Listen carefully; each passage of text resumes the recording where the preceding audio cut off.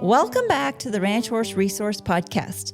I'm your host, Rhonda Van Norman, and I've got my husband, Ty, along with me.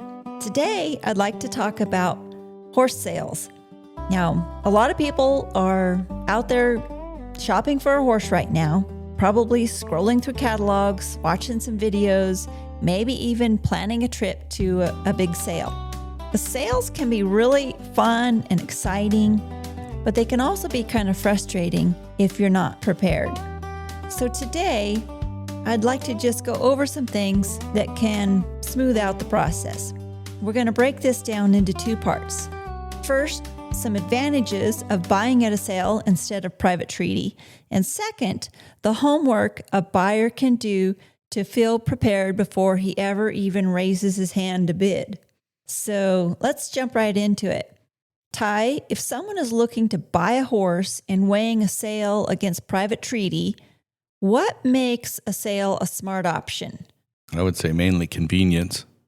All the horses are in one spot. You don't have to travel all over the country to go look at one horse or try to pick through a bunch of stuff to find one horse. Whatever type of sale you go to is what they're all there. They would all fit a category of some kind. So you get to look at more than one horse at the same time.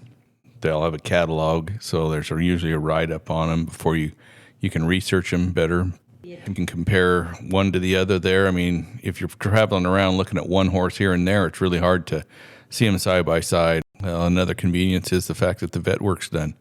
You know, your health and coggins, all that stuff to ship the horse is usually already done through the sale company somewhere or another. That's something that if you were doing private treaty, you got to arrange all that stuff. Not that it's a huge bother, but it is one of those things. There's just lots of little details that are already taken care of through a sales management that you don't have to worry about as a buyer.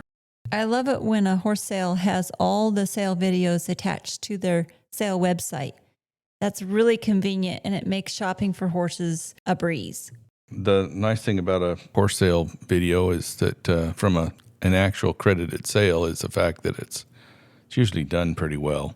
It's not some 30-second clip on a phone of a horse doing, one or two circles or in the dark or in a shadow or something like that you can't see. People have taken time to do a nice video. I can see that there's real advantages there, not only convenience, but the ability to compare one horse to another right in the same place at the same time and not have to drive from one state to the other. Let's talk about the other side of this. What homework can a buyer be doing before they raise their hand to bid?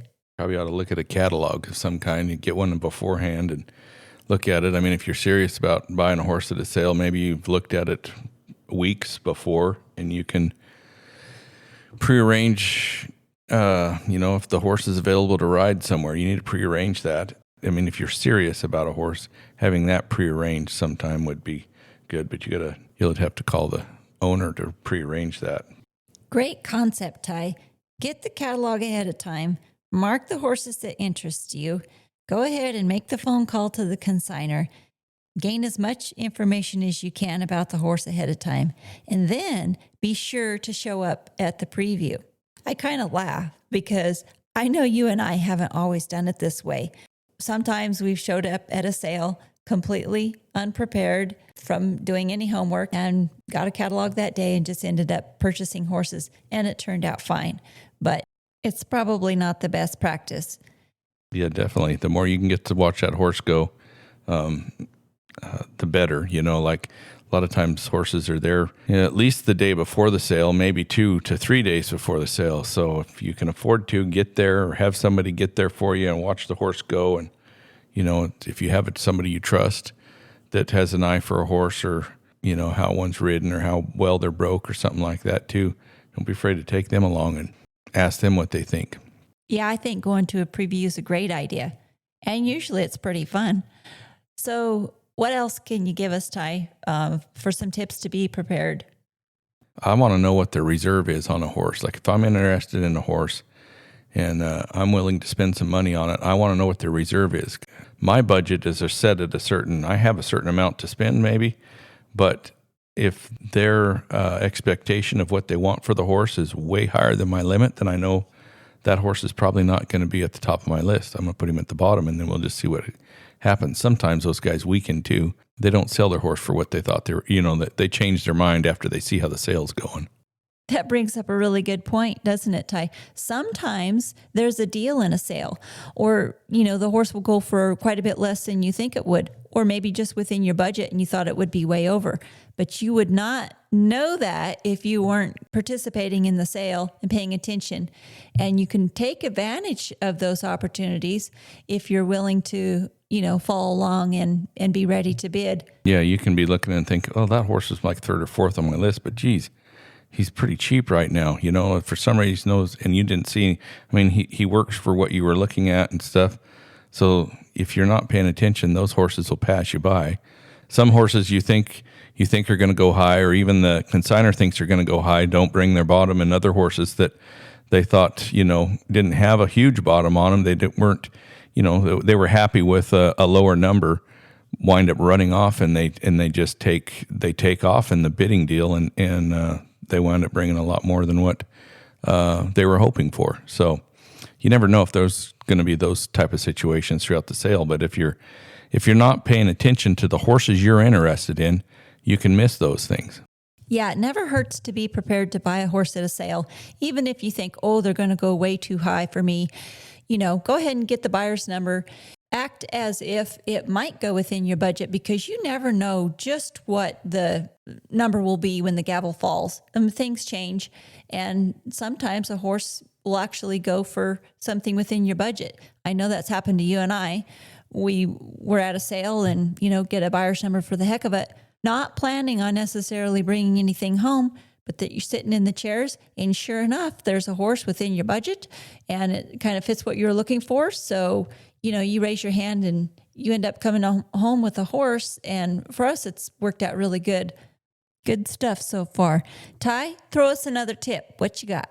Don't get caught in the moment if you don't want to, that's the only way you're not going to wind up buying something and then having buyer's remorse afterwards, as far as spending too much money or wishing you hadn't. You have to set yourself a limit.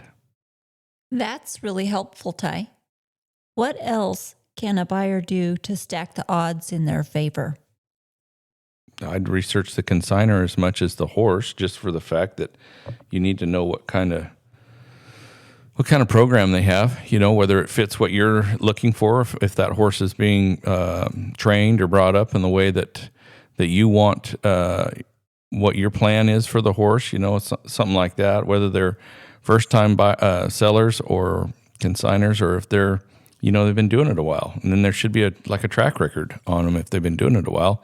If they're first-time people, you can get a lot of that information just by visiting with them right there at with the horse, I don't know. We've gone to a sale and not had a catalog, not talked to the consignor, just went off what we saw how the horse performed. Didn't have much history on the consignor. Don't know that I would recommend that if you haven't been to sales much or didn't have a prior knowledge of the consignor. That was the part of why I was okay with buying some of the horses that I've bought, is that I had a prior knowledge of. I hadn't really talked to him in person, but I had a prior knowledge. They had a reputation that I wasn't worried about, to be honest with you. They had a reputation of selling what they said they were. The horses were what they said they were, even though we personally had never bought a horse from them. That's one of those deals where I could go and I just needed to see how when I saw how the horse worked, and from my prior knowledge, I'd followed them, seen them here or there, like 2 to 3 to 4 years before time. It wasn't like it was super current, but I knew the name and knew who they were. They had a reputation of, just having good, solid horses in these sales. And we just happened to be at a sale that they had one in. So, and the price was right too, and it worked out. Ty, what's really important to me at a horse sale is to make sure that I look at the horse up close at some point. I walk around and look at it in the stall.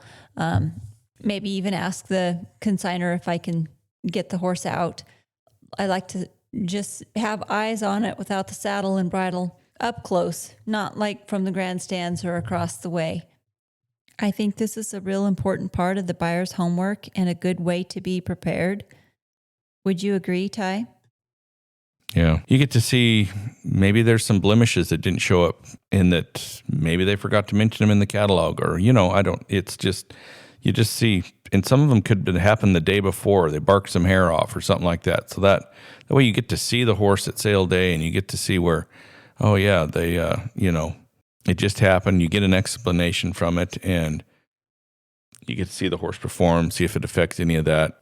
I've seen horses in catalog that look really not so good in the catalog. The picture was just horrible, but the horse is really pretty in person. And you're like, man, that horse doesn't even match the catalog. I'm glad I came to the sale and saw him in person. Or you could wind up having it vice versa too, where that's like, oh, drop that one down on the list a little bit. He's not as pretty as the picture made him look like. Or conformation wise. Maybe the horse is built more downhill than you thought or something like that. Something that you didn't care for. Well, as we wrap this up, here's the bottom line.